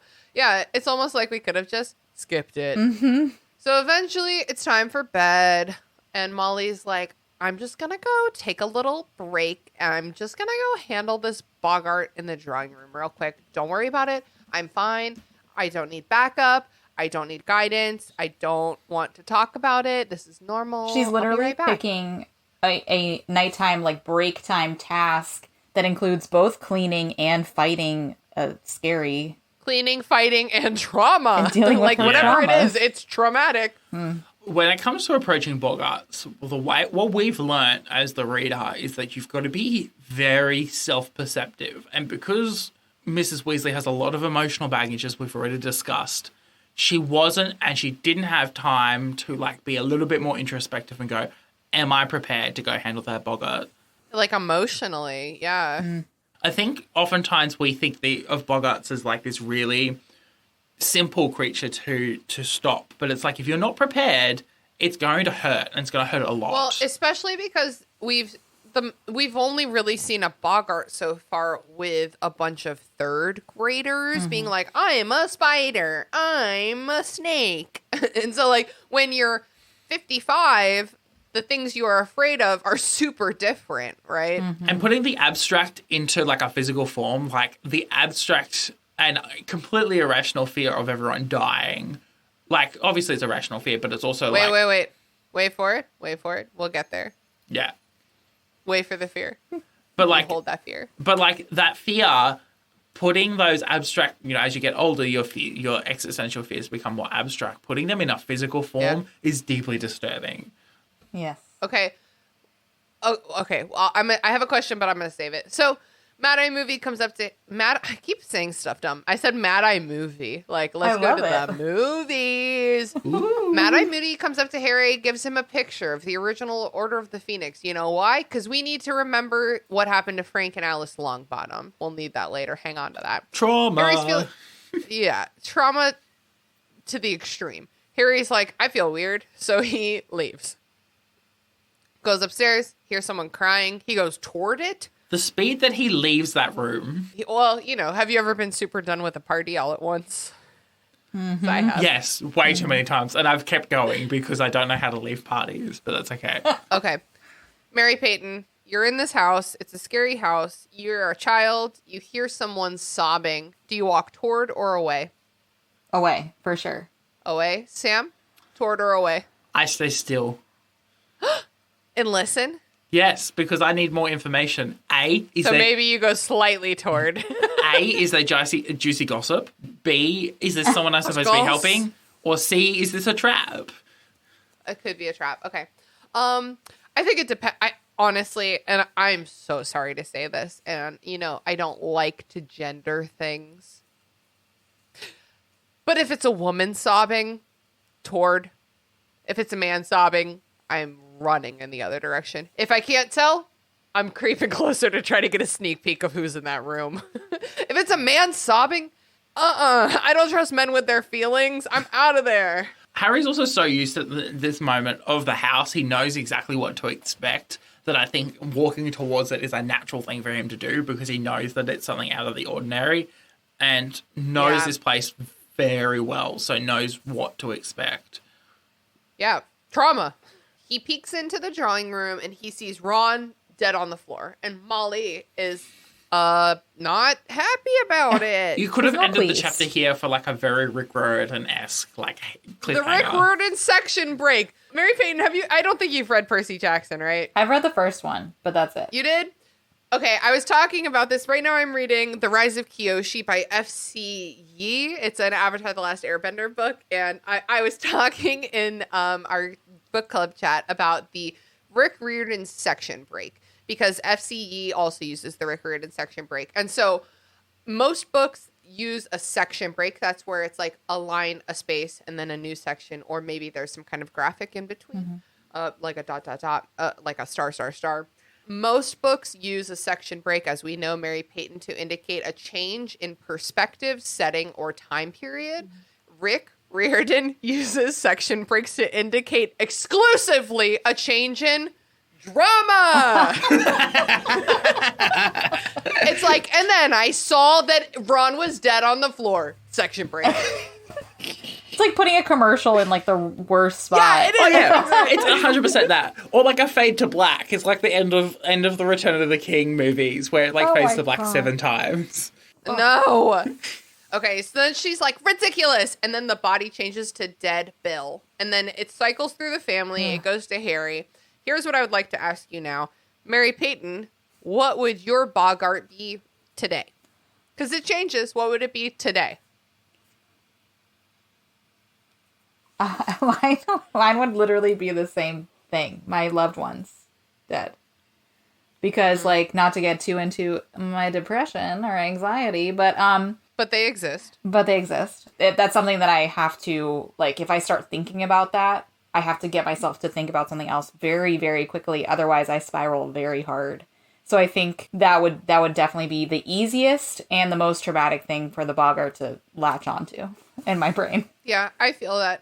I have the same kind of like spiraling thought process, but it's like, it's only Sean, like respectfully to the both of you. That's fair. Like That's anyone else, I feel like I could get over it, but like Sean, I'm ruined. Yeah.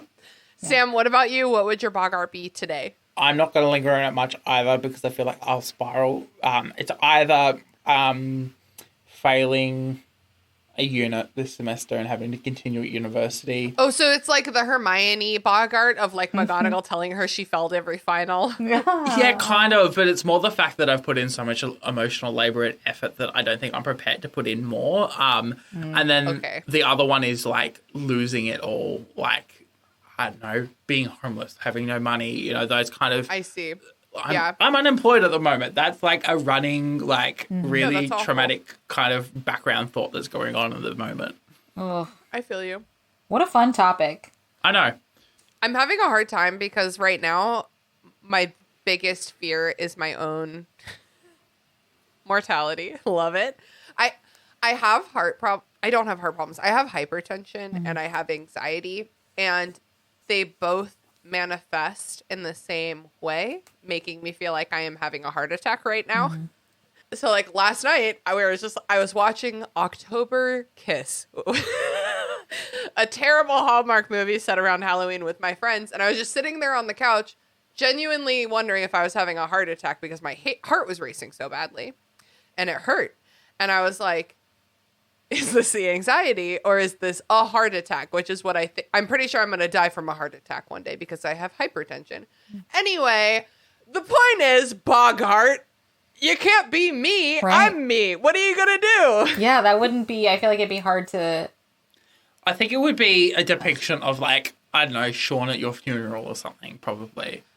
Oh my God. Because that is the saddest part, is that Sean doesn't know how to clean up cat barf without me. And we have Sean's 4 surrounded by cats. cat barf. He would be, I'm picturing him like a Hallmark movie, right? Where it's like the day after your funeral and he's like pretending like he's fine. He's back at the home. He's gonna get over it. And then the cat barfs and he's kneeling next to it, crying, screaming, Christina! That's it. So Harry's looking at Molly Weasley. Molly Weasley's looking at dead Harry, I guess. Harry's like, get out. Let somebody else do this. You're like sobbing. You're not okay.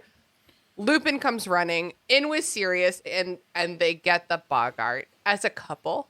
Because they're definitely sleeping in the same bed. Lupin and Sirius in the kitchen heard a commotion, and they made, because they both have dog ears, as a reminder. And They made eye contact across the table, and they have an unspoken language, and they both came running to help Molly because she's part of their pack. I love it. They get the Bogart. Yeah. Lupin has experience with this kind of thing, you may remember. This is also one of, like, my worst fears. My friends being, like, hopeless and alone, and then discovering that, and it's like, shit, I should be helping you. And then, like, Harry has the exact reaction I would. It's like, get out of here, you know, but, like, not actually solving the situation. And so, like, Lupin. Yeah, like, but come on, this sucks. I wouldn't do it. You don't either. Mm-hmm. Yeah. So Lupin comforts Molly. Lupin is the best. Fight me. Nobody wants to. We all agree. Lupin's the best. He is the And best. Molly is not well. I just want to talk about this part for a moment. This is kind of connected to Molly Weasley just being in a nightmare because, like, she's literally in a situation right now where she is emotional. They're thinking overly emotional. You're like, they literally say, one of them says, like, Molly, it's just a Bogart, just a silly Bogart. And, like, I know they're trying to be helpful, but, like, it yet again puts Molly Weasley in the, like, you're overreacting. It's not a big deal. You're being emotional. But I also think they understand where she's coming from because, like, they all... I totally, like, agree with that, too. But, like, I still think for her... Well, for me in that situation, I shouldn't say for her. For me in that situation, I would be like, I would hate the fact that like, yet again, men are coming around me to, like, cradle me when I'm being emotional like, and sad. You're overreacting. Yeah. And they're seeing that my worst fear is my children dying, and that's such a mom thing. Oh, wow. Like, let us take care of you. She's so vulnerable because you're so scared and you're so sad. Like, I know I'm overthinking it because this whole chapter got me so angry, but... Ugh. That's why I brought you on, because you're a momish. A momish. Yeah, I think from, like... Yeah. At least from my perspective, I completely understand that feeling of, like, don't talk down to me about my feelings. Mm-hmm. But often, at least I read the situation as, like, we're here to comfort you and help you feel better right now because the Bogart has impacted you quite severely. It's like, it's just a Bogart, Molly needs someone that's like, fuck that Bogart. Yo, fuck that fucking Bogart. He was getting all up in your business. He was a formidable foe. Anyway, back in his room, Harry gets a little pain in his scar. He looks in the mirror. He tells his scar, cut it out. Mm-hmm. The mirror says, first sign of madness, talking to your own head. Very reassuringly. LOL. What a fun ending. I love it. Yeah. And that's the end of the chapter. Mm-hmm. And we've been recording for 2 hours. Longest one of the book so far, boys. It was 2 hours too long, guys. I think that this chapter is a very fascinating look into the characterization of these people before we get into anything that's too traumatic. Umbridge, you mean? Yes, 100%. But also, just before the Voldemort stuff, at the moment, it's very theoretical. Voldemort's back, yes, but we haven't seen anything physically. Yeah, you're right. And so it's this whole, the running anxiety and the background of all of these chapters and this whole first half of this book, which I think is what made it engaging to read the first time, is that there's this running anxiety of what's going to happen. We don't know what's going to happen here. Is Voldemort going to act out? And especially the first time you read it. This is the anxiety chapter, pretty much. But this whole, this is where there's probably one redeeming argument for, and it doesn't redeem the whole thing, but the excessive amount of chapters we've had up until this point where it's building... 8 up until this point? It's building that tension because you're sitting there and you're going, what the hell? Because, I'm waiting for the drama. I'm waiting for the action. I'm waiting for the violence. And it's not here yet. And we're waiting for it. We're still waiting for it. And it's anxiety-inducing waiting for that. Yeah, absolutely. Mary-Peyton, do you have any final thoughts about the chapter? No, I think we talked more about this chapter than I expected us to. I think we got it all out. Yeah, I completely agree. But honestly, I really love the conversations we had in this chapter. Mm-hmm. I didn't expect us to go this in depth, but I'm so glad we did. I'm really glad we got to take a moment to look at Molly's character. Mm-hmm. And I hope we find a good opportunity to do that in the next book and the next book as well. Because she's really important. She really is a litmus test for how everyone else is feeling. If you combine all the emotions, how everyone else is feeling... She represents that. Yeah, I like that perspective. Let's keep an eye on that. Let's see how that shifts as the book progresses. Are y'all ready to move on to plugs? Yeah. Yeah. All right, we're going to keep them quick. Sam, where can people find you on the internet? Well, tell them about your podcast first, obviously. You can find me at Content and Capable. Great podcast. Most of you probably are aware of it. Definitely go check it out. I've got some really amazing guests on recently. I spoke to Zach from My Cabbages all about his work working for a YouTuber. That was really eye-opening. And I spoke to Hope recently as well, who is a 18-year-old who's been working in commercial radio for the last 3 years, which is something I never thought would have been possible. Yeah, that's amazing. You can find me on the internet at sam.the.journalist on Instagram and on TikTok, and Sam OB Journalist on Twitter. You can find Content and Capable at Content the letter and Capable on Instagram and on Twitter. Yeah, absolutely. And if you haven't checked out Content and Capable yet, please do, because Sam has some really interesting conversations with some really random people, and that's my favorite thing about the show, I think, Sam, is how many different subjects you get to cover. Let's just say it's a little less narrow than the restricted section in terms of interest area. Yeah. I love it. Sam, what's something you've been watching, reading, playing, listening to lately you think the listeners of our podcast would enjoy? Desperately scrolls to my list. I'm going to plug a song. Actually an album, by a local artist here in Brisbane called Girl and Girl. Their album Divorce came out a few weeks ago. It's a really fascinating one. Some of their songs are really long, but some of them are really fun to listen to. And because I work in a radio station, I hear them often. And it's just, It's always a vibe. Awesome. Cool. Thank you so much. I'm definitely going to check them out. I'm literally always looking for music recommendations. If you're listening, please feel free to DM me personally at ChristinaCon_ any music recommendation because I am always looking for them. Mary-Peyton, where can people find you on the internet? Really, I don't do much of my personals anymore. So I would love for you to find me at Wildling Press on Instagram, Facebook. Follow us there. That's my TikTok. and TikTok. Yes. Facebook too. And I said Facebook. Oh, and what's the other? Twitter. Okay. All the things. It's exhausting. Our lives are exhausting these days, guys. It's true. No, but we are an independent press that works to amplify traditionally marginalized voices in the publishing industry. So working really hard on that. And I think we post a lot of cool content and writing tips. And Mary-Peyton and I have a really fun ad running recently asking people to submit their manuscripts looking for fiction of all genres, especially authors of color, queer voices, and women's stories. And we have so many white dudes mad on that.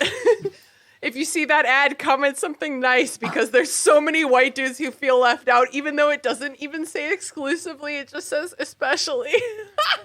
I love it because it's like, wow, you're boosting engagement by getting mad at us on Facebook. Yes. Mary-Peyton texted, every comment helps with the algorithm. Every comment helps with the algorithm. You just got to put it on repeat just to get through your day, you know? Man, I feel like you've got to like now on purpose put out stuff to anger like the misogynists. Apparently we've already done that. Oh, we have some books coming out that they're not going to like because it's lesbian. And you know what lesbianism does not involve? Men.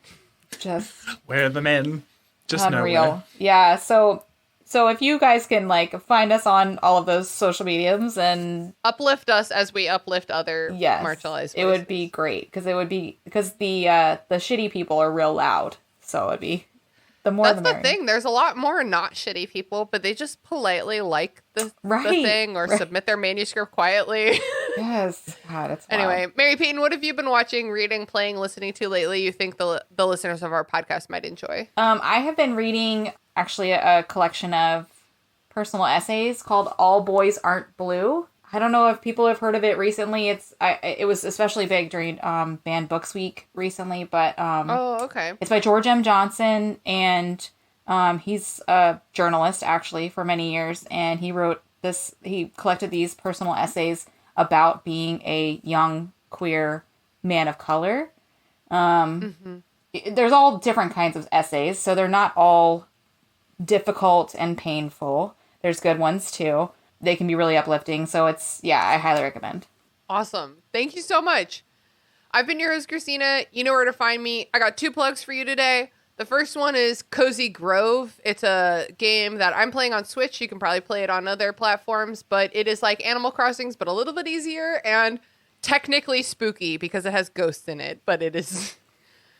Honestly, it's just a little bit cuter than Animal Crossing, so it's really not scary. I swear to God, you could give it to your 4-year-old. The other thing I would like to recommend is The Rise of Kyoshi by F.C. Yee. I mentioned it earlier in this episode. It's a Avatar The Last Airbender universe story, so I recommend if you're planning on watching Avatar The Last Airbender to watch that first, because this does technically have some spoilers, because it's about a character who comes up later in Avatar. Whatever, I super recommend it. It's a ton of fun and diverse as hell. For as little as $1 a month, you can hear Christina's thoughts on that. Yes, Sam, yes. For as little as $1 a month, you can join our Patreon. And be a part of our network book club. We cover a lot of cool stuff, including The Rise of Kyoshi by F.C. Yee. Our friend who's hosting that is Time Lord Iroh. Picked that book and is hosting that book club. Shout out to you, Time Lord Iroh. And Sam, shout out to you for reminding me to plug the Patreon. I've gotten bad about that recently. Anyway, Sam, thank you so much for joining us for the longest episode of Order of the Phoenix so far. I am so happy to be here. Thank you so much for having me on. And as always, Mary-Peyton, thank you so much for being my co-president, co-captain, co-clear implant. Oh, perfect. It's an honor, as always. And that's the end of the episode. Happy Halloween! Woo! Goodbye. Wait, did we get rid of a couple of words? Yep, I did. Awesome. Sure did. Sure did. That's it, potheads. Thanks for listening to the restricted section. This podcast is produced and hosted by me, Christina Kahn. Our theme music was produced by Ryan Kahn. Our logo was designed by Michael Hardison. Please connect with us on Twitter @RestrictedPod, on Instagram @RestrictedSectionPod, on Facebook @RestrictedSectionPod, or in our Facebook group, The Restricted Section Detention Crew. Join our Patreon to get access to our Discord server, our bonus episodes, and other cool perks. We're also very happy to be a member of Deus Ex Media, where all you fucking nerds can find all kinds of fandom podcasts to suit your fancy.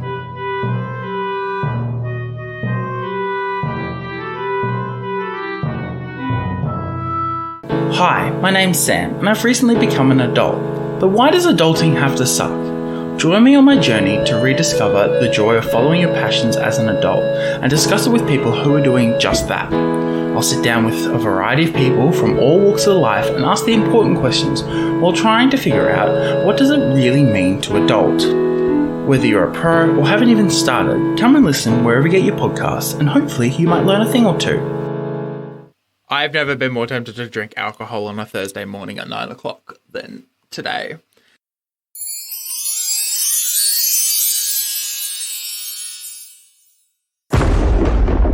Deus Ex Media.